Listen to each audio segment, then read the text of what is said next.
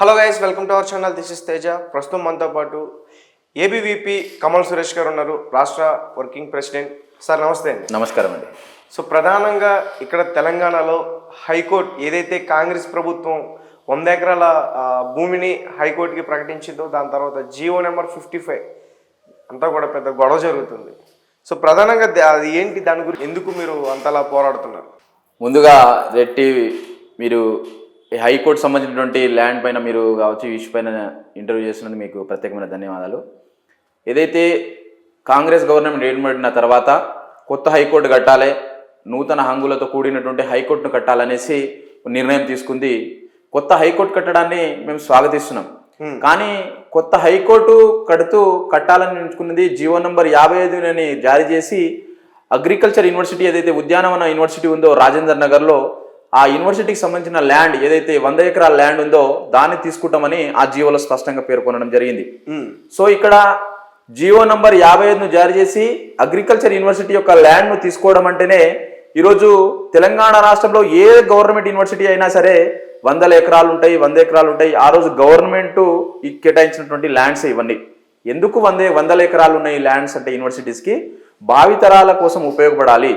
రేపటి నాడు ముందు తరాలుగా ఏంటంటే ఇంకో 100 సంవత్సరాలు 200 సంవత్సరాలు అయిన తర్వాత కూడా అగ్రికల్చర్ యూనివర్సిటీ అంటేనే తెలంగాణ రాష్ట్రంలో ఉన్నటువంటి రైతులు కావచ్చు, రైతులు పండించే వెజిటేబుల్స్ కావచ్చు, మంచి మంచి వరిలు కావచ్చు, మొక్కజొన్నలు కావచ్చు, మక్కలు కావచ్చు, ఈ విధంగా అన్ని రకాల వ్యవసాయ రంగాల పంటలపైన పరిశోధన జరిగే ప్రదేశం అగ్రికల్చర్ యూనివర్సిటీలో జరుగుతుంటది. సో ఆ 100 ఎకరాలను ఈరోజు హైకోర్టు కేటాయించడం వలన ఏముంటుందంటే, అగ్రికల్చర్ యూనివర్సిటీ యొక్క ల్యాండ్ను 100 ఎకరాలకు హైకోర్టు కేటాయిస్తే ఆ పరిశోధనలు అనేది జరగవు. పరిశోధన జరగని కారణంగా ఈరోజు వ్యవసాయ రంగం అనేది, తెలంగాణ వ్యవసాయ రంగం అనేది మరింత వెనుకకు వెళ్లే ఆవిష్కారం ఉంటుంది. ఎందుకంటే ఇప్పుడు కేటాయించినటువంటి ప్లేస్ ఏదైతే 100 ఎకరాలు ఉందో, ఆ 100 ఎకరాల స్థలంలో ఈరోజు మెడిసిన్ ప్లాంట్స్ పెరుగున్నాయి. ఆడ గత 30 సంవత్సరాలుగా లక్షల రూపాయలు వెచ్చించి పెద్ద పెద్ద చెట్లు పెరిగినాయి, మెడిసినల్ ప్లాంట్స్. ఈ మెడిసినల్ ప్లాంట్స్ పెరిగినాయి. వెజిటేబుల్ మీద పరిశోధన జరుగుతుంది. ఆ ప్లేస్ లో వెజిటేబుల్స్ మీద పరిశోధన జరుగుతుంది. గత 30-40 సంవత్సరాలుగా లక్షల రూపాయలు వెచ్చించి లక్షల రూపాయల ప్రాజెక్టులు శాంక్షన్ అయ్యి ఆ మొక్కలను పెంచుకోవడం జరిగింది. అక్కడ రీసెర్చ్ స్కాలర్ రీసెర్చ్ చేస్తున్నారు, ప్రొఫెసర్లు చాలా రకాల రీసెర్చ్ చేస్తున్నారు. అక్కడ మీరు వెళ్ళి చూస్తే ప్రతి చెట్టుకు ఒక నామకరణం చేశారు. ఈ చెట్టు వల్ల యొక్క ప్రయోజనాలు ఏంటిది, ఈ చెట్టు భావితరాలకు ఉంది, ప్రస్తుతం దీని వల్ల ఏం ఉపయోగపడుతుంది అనేది ఆ 100 ఎకరాల ల్యాండ్ లో బయోడైవర్సిటీ పేరుతో పెద్ద పార్కును ఏర్పాటు చేయడం జరిగింది. సో ఈ 100 ఎకరాలను ఈరోజు గవర్నమెంట్ లాక్కుంటే ఈ పరిశోధన అంతా కుంటుపడుతుంది. వెజిటేబుల్ పైన జరిగే పరిశోధన అంతా కుంటుపడుతుంది. దీని మూలంగా రైతులు కొత్త రకాల పంటలు పండించాలన్నా, కొత్త రకాల వెజిటేబుల్స్ పండించాలన్నా, రైతులకు నూతన వంగడాలను చేకూర్చిన పరిశోధన అది ఇక్కడ కుంటుపడుతుంది. దీని మూలంగా ఈ భారం రైతు మీద పడడం భారం ఈరోజు రేవంత్ రెడ్డి గారు చెప్పారు, ప్రజాపాలన చేస్తాం, రైతు రాజ్యం ఇందిరమ్మ రాజ్యం చేస్తాం అన్నారు. మీరు రైతు రాజ్యం ఇందిరమ్మ రాజ్యం కావాలంటే రైతులందరూ మంచి పంటలు పండించాలి కదా. రైతులే రాజులుగా మారాలంటే ఇక్కడ పరిశోధనలు మంచి జరగాలి కదా. మేమేమంటున్నామంటే ఈ 55 జియోను వెంటనే వెనక్కి తీసుకోవాలి. హైకోర్టు కేటాయిస్తూ జారీ చేసినటువంటి 55 జియోను వెంటనే వెనక్కి తీసుకోవాలి. మీరు తెలంగాణ రాష్ట్ర ప్రభుత్వం, అప్పుడు బీఆర్ఎస్ ప్రభుత్వం ఉన్న సందర్భంలో రేవంత్ రెడ్డి చాలా బహిరంగ సభలో మన తెలంగాణ ప్రాంతంలో పర్యటిస్తున్న మాట్లాడేది. బీఆర్ఎస్ ప్రభుత్వం కేసీఆర్ కావచ్చు, కేటీఆర్ కావచ్చు, కవిత కావచ్చు 100 ఎకరాల భూములను కబ్జా చేయడం జరిగింది, తెలంగాణ రాష్ట్రం సంబంధించిన భూములు.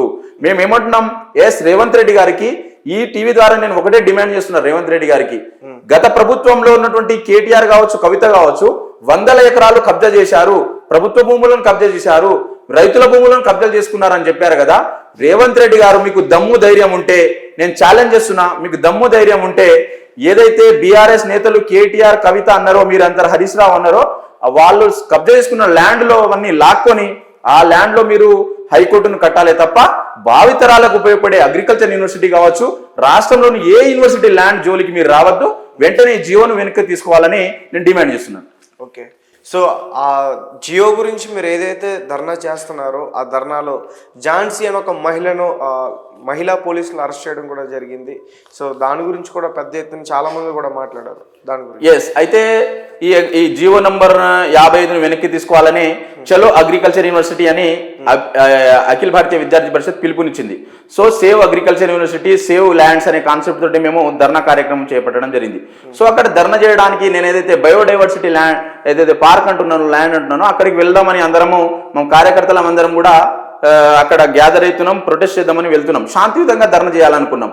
సో ముందస్తుగా అరెస్ట్ చేసి ఏదైతే మహిళా అని చూడకుండా మా రాష్ట్ర కార్యదర్శిని ఈడ్స్కి వెళ్ళడం జరిగింది. ముందస్తుగా మమ్మల్ని అందరినీ కూడా అరెస్ట్ చేయడం జరిగింది. సో మేము పోలీసులకు గాళ్ళు ఈ రాష్ట్ర ప్రభుత్వానికి కూడా మేము ఒకటే డిమాండ్ ఇస్తున్నాం. ఏంటంటే ఈ పోలీసులు దేశంలో చాలా మంది చాలా రకాలుగా డ్రగ్స్ దందాలు చేస్తున్నారు, దొంగతనాలు చేస్తున్నారు, భూ కబ్జాలు చేస్తున్నారు. వీళ్ళ మీద మీ ప్రతాపం చూపాలి. కానీ ఈరోజు అఖిల భారతీయ విద్యార్థి పరిషత్ మేము విద్యార్థుల గొంతుగా నిలుస్తున్నాం తెలంగాణ రాష్ట్రంలో. ఈ ఉస్మాన్ యూనివర్సిటీ కావచ్చు, కాకతీయ యూనివర్సిటీ కావచ్చు, అగ్రికల్చర్ యూనివర్సిటీ కావచ్చు, తెలంగాణ రాష్ట్రంలో ఏ యూనివర్సిటీ ల్యాండ్ కూడా దారాదత్తం కాకూడదు, ఏ యూనివర్సిటీ ల్యాండ్ ను కూడా ఎవరు కబ్జా చేయకూడదు.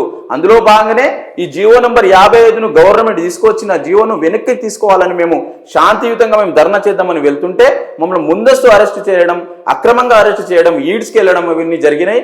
రాష్ట్ర కార్యదర్శికి ఝాన్సీకి కూడా చాలా రకాల దెబ్బలు తాగడం జరిగింది. చాలా విద్యార్థులు కావచ్చు, మా కార్యకర్తలు కావచ్చు, ఈరోజు ఆసుపత్రి పాల్గొనడం కావడం కూడా జరిగింది.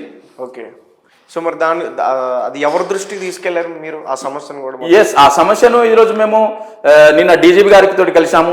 డీజీపీ గారికి కలిసి మీ పోలీసులు కావచ్చు, మీ కానిస్టేబుల్, మీ సిఐ, ఎస్ఐలు చేసే ప్రవర్తన మంచిగా లేదు, విద్యార్థి పరిషత్ విద్యార్థుల కోసం పోరాటం చేస్తున్నాము, విద్యార్థుల గొంతుగా నిలుస్తున్నాం, మీ పోలీసుల యొక్క ప్రవర్తన బాగలేదు, ఫ్రెండ్లీ పోలీసింగ్ అంటే ఇదేనా అనేసి మేము నిన్న డీజీపీ గారికి కూడా మేము కంప్లైంట్ ఇవ్వడం జరిగింది వారిపైన.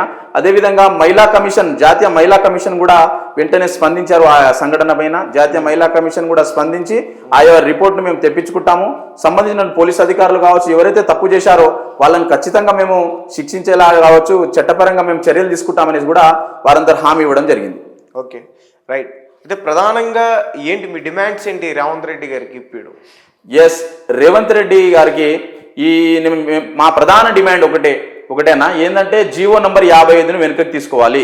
జియో నంబర్ 55ను వెనుకకి తీసుకొని హైకోర్టు, కొత్త హైకోర్టు కట్టండి మీరు, మేము వద్దనట్లేదు, కొత్త హైకోర్టును మీరు కట్టండి.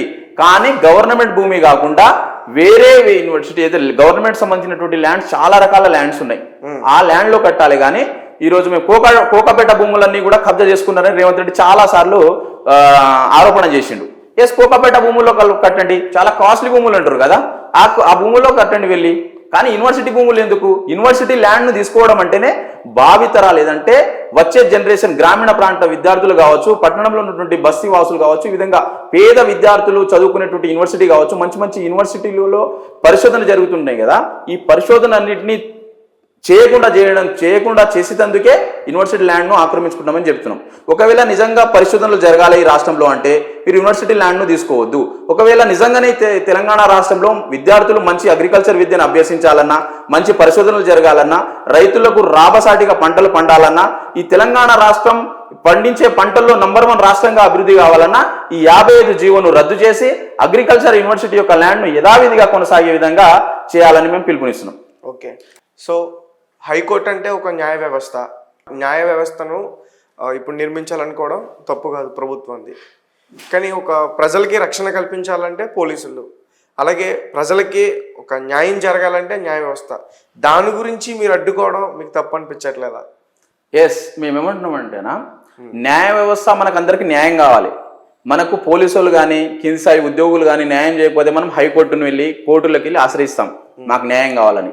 ఇక్కడ వచ్చిన సమస్య ఏంటంటే మాకు న్యాయం చేకూర్చే సంస్థ హైకోర్టే ఈరోజు అక్కడ ల్యాండ్ లో హైకోర్టు కడతామని చెప్తున్నారు.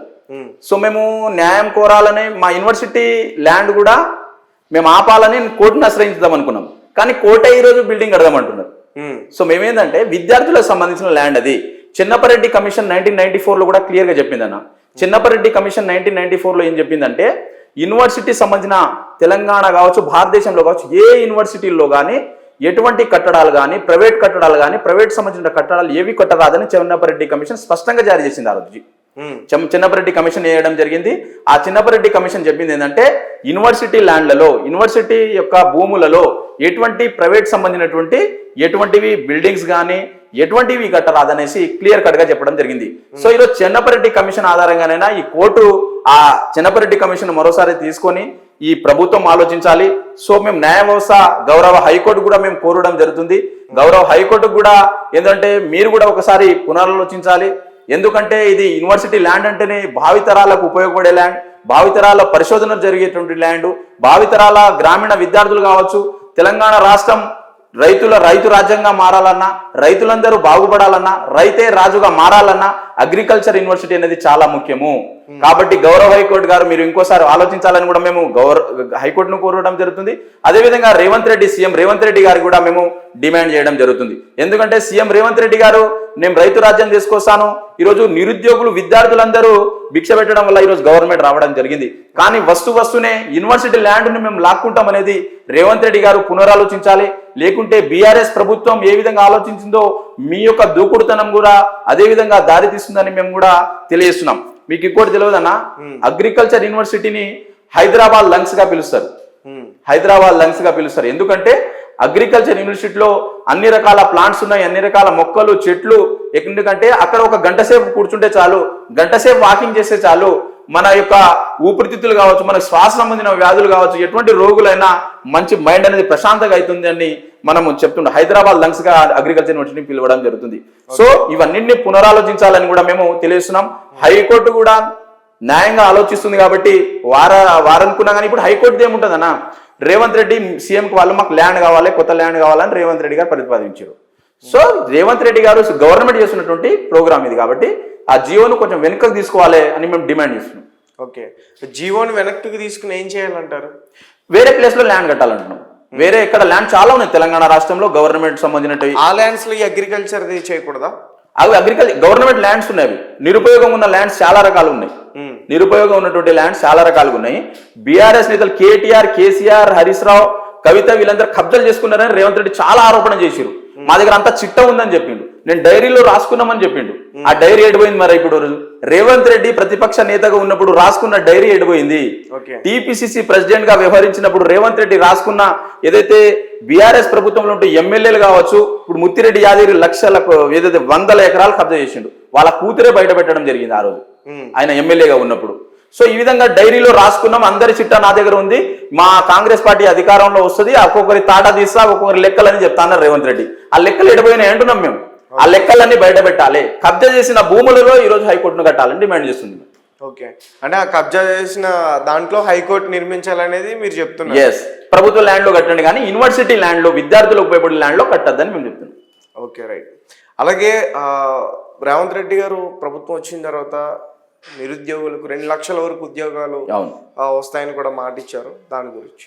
ఎస్, రేవంత్ రెడ్డి గారు ప్రభుత్వం ఏర్పడి కొన్ని రోజులు మాత్రమే అవుతుంది, ఒక నెల అంటే కొన్ని రోజులు మాత్రమే అవుతుంది. కాబట్టి రేవంత్ రెడ్డి గారు మేము ఉద్యోగాలను భర్తీ చేస్తామన్నారు. కాబట్టి ఈరోజు తెలంగాణ రాష్ట్రంలో ప్రతి నిరుద్యోగి, ప్రతి విద్యార్థి ఈరోజు పల్లెలకు వెళ్ళి, మీరందరూ ఒకసారి తీర్పు చేస్తే హైదరాబాద్ అంతా కూడా బీఆర్ఎస్ ఎమ్మెల్యేలు గెలిచారు, విలేజ్ లో అంతా కాంగ్రెస్ పార్టీ రావడం జరిగింది. ఎందుకు రావడం జరిగిందంటే ఈరోజు ఉస్మాన్ సిటీ కావచ్చు, కాకతీయ యూనివర్సిటీ కావచ్చు, ఈ విధంగా యూనివర్సిటీలో చదువుకున్నటువంటి విద్యార్థులు, నిరుద్యోగులందరూ కింది స్థాయిలో గ్రామీణ ప్రాంతంలో వెళ్ళి వాళ్ళ కుటుంబంతో పాటు నైబర్స్ని, వాళ్ళ చుట్టాలను అందరినీ చేంజ్ చేశారు. బీఆర్ఎస్ ప్రభుత్వం ఉద్యోగాలు కల్పించడంలో విఫలమైంది.